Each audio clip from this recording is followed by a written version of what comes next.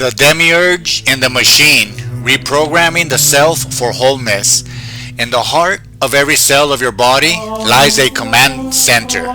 This nucleus, sealed within its membrane, holds the sacred scroll of your being, your DNA. It is a complex, elegant code, a set of instructions so precise it directs the cell's every function, what to build, when to divide, how to interact with its neighbors. This nucleus is essential. Without it, the cell has no identity, no purpose, no life.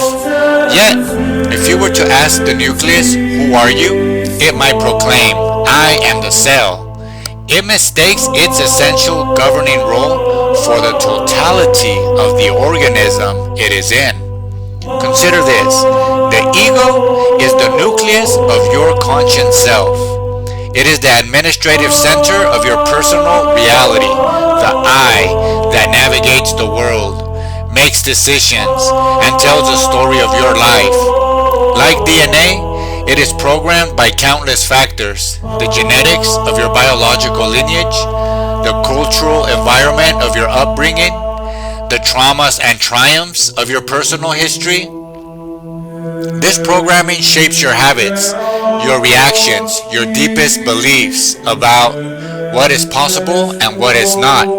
Your ego constructs a persona, a you that feels solid, separate, and in control. It is without question essential for functioning in this world. But here lies the fundamental error, the spiritual autoimmune disease of identity. The ego, like the nucleus, mistakes itself for the whole. It believes the story it has been programmed to tell is the totality of your being. It confuses the map for the territory, the menu for the meal. In doing so, it creates a perceived separation, a me inside the membrane and a them and it, or a world outside. From this perceived separation, all conflict is born.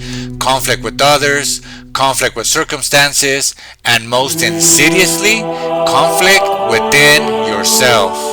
This is where we invoke the ancient Hermetic wisdom, the principle of correspondence, as above, so below, as within, so without. This is not merely a poetic phrase, it is a profound statement of cosmic architecture. It reveals the patterns governing the vast macrocosm are reflected perfectly in the smallest microcosm. The laws that shape galaxies are the same laws that shape your inner world. Therefore, if we observe a malfunction in the greater body, be it the body of humanity, a community, or even our own physical form, we can look to the corresponding level for its origin and its remedy. Look at the physical body. We understand autoimmune diseases, where the body's intelligent defense system turns upon its own healthy tissues, causing inflammations, pain, dysfunction.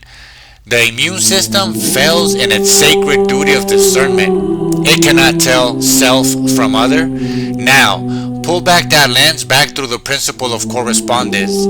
Is your ego in its misidentification causing a similar condition in your psyche and in your life? Is your conscious self programmed for separation and defense, attacking other aspects of your own being? Your creativity, your vulnerability, or your shadow, or projecting that attack outward onto other people who reflect those disowned parts. This internal civil war drains your energy, clouds your perception, and keeps you trapped in cycles of suffering, much like a chronic physical ailment. But what if your personal DNA could be consciously reprogrammed?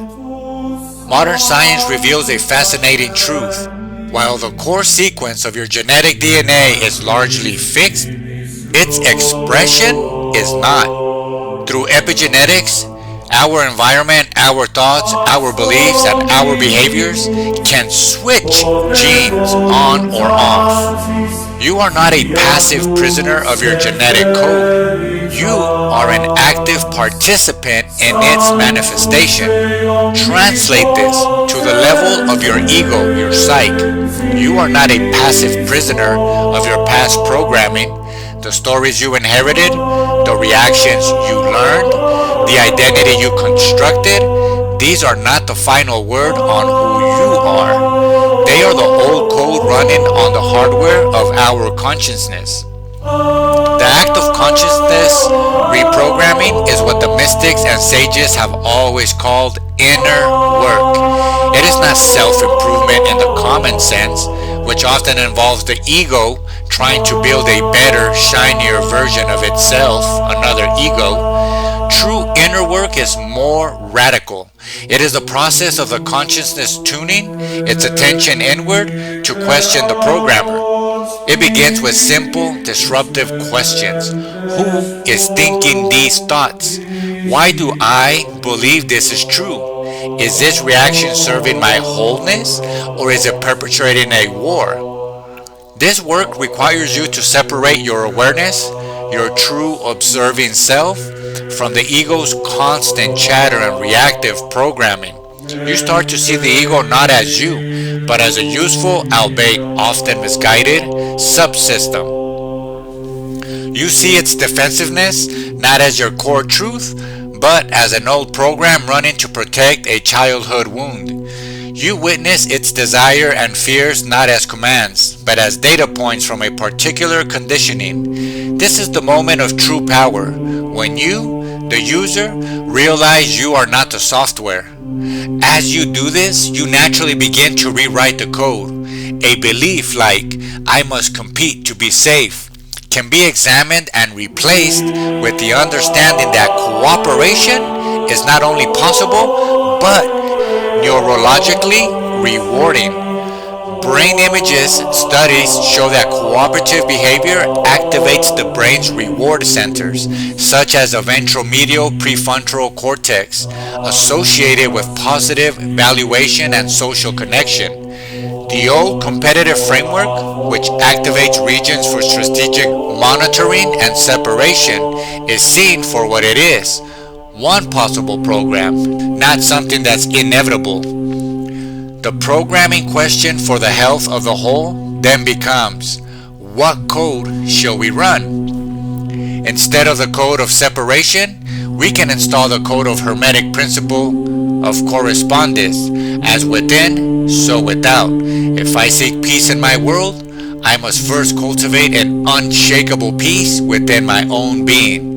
If I desire harmony in my relationships, I must reconcile the warring factions within my own psyche. If I want to see a world that cooperates for the good of all, I must ensure that every part of me, my thoughts, my emotions, my actions, is in alignment with that cooperative principle. This is not abstract. It is the most practical work you will ever do. When you feel triggered by a them, pause. Do not let the old autoimmune program launch its attack. Instead, access the debugger.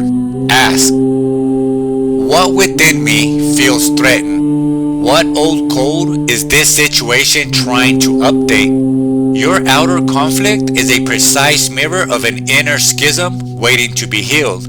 As Carl Jung, deeply influenced by Hermetic thought, understood, whatever qualities a man does not recognize in himself will confront him in real life. Outer reflects inner. That is the general rule. By consciously attending to these inner reflections, you do more than solve personal problems. You perform essential maintenance on a larger body of which you are a cell.